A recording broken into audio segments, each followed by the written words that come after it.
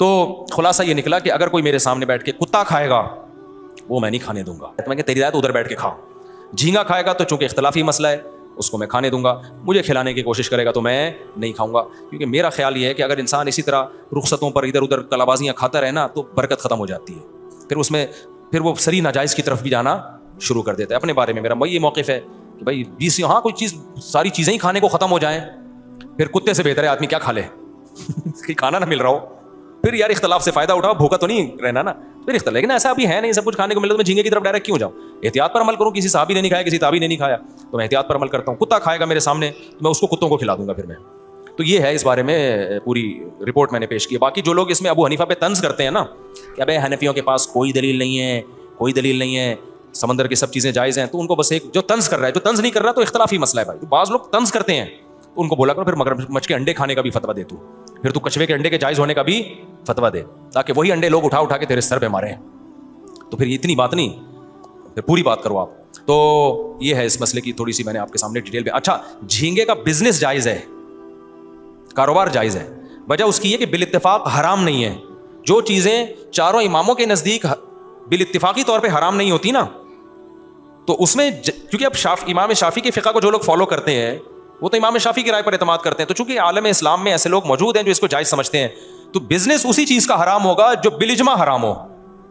سمجھ رہے کہ نہیں سمجھ رہے؟ تو یہ بھی ایک چھوٹ ہے کہ بہت سے لوگ سی فوڈ کا بزنس کرتے ہیں, تو جھینگے کا بزنس کر سکتے ہیں, کیکڑے کا بزنس وہ کر سکتے ہیں, چھپکلیوں کا بزنس نہیں کر سکتے آپ. سمجھ رہے؟ کتوں کا بزنس نہیں کر سکتے آپ, لیکن جھینگے کا بزنس کیونکہ بالاتفاق حرام نہیں ہے. تو اس سے پتہ چلتا ہے کہ جو چاروں اماموں کو فالو کرتے ہیں نا ان کی رائےوں میں کتنے اعتدال ہوتے ہیں, کہ ہر چیز کو اس کا درجہ دیتے ہیں. لیکن جو ان چاروں اماموں کو فالو نہیں کرتے نا, آپ جب ان سے مسئلہ پوچھیں تو آپ اکثریت ایسی نظر آئے گی متشدد, اپنی رائے تھوپنا اور اس پہ اڑ جانا. تو میں نے دیکھے کلپ جو ہمارے خلاف لوگ کہتے ہیں ابو حنیفہ نے جھینگے کو وہ کر دیا اور کیکڑے کو ناجائز, کوئی دلیل نہیں ان کے پاس. قرآن تو کہتا ہے سمندر کی مخلوق حالا, قرآن جو کہتا ہے اس کا سیاق و سباق تو دیکھو بھائی.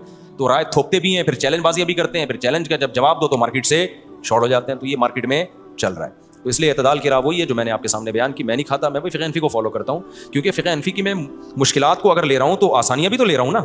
اب یہ بات ہے کہ آسانیاں ادھر سے مشکلات میں ادھر ٹن ماروں, اور جب فقہ شافعی میں کوئی مشکل آئے تو حنفی کی طرف آ جاؤں, تو اللہ کو میں قیامت میں کیا جواب دوں گا؟ اللہ کو میں کیا جواب؟ میرے جسم سے خون نکلا تو میں کہوں یار میں نے جو ہے نا امام شافعی کی رائے ہے کہ جی وہ خون نکلنے سے وضو نہیں ٹوٹتا, تو ایسے ہی چلو.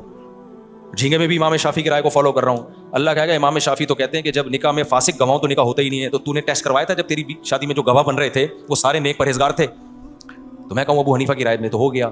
تو اللہ میاں کہے گا ادھر تو ادھر جا رہا ہے, کبھی کیا کر رہا ہے, تو خواہشات کا غلام ہے تو.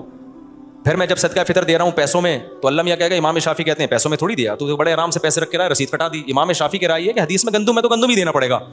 اب میں کہا گندم کی بوری کون اٹھا کے لائے گھر سے, پیسے پکڑاؤ رسید کٹاؤ.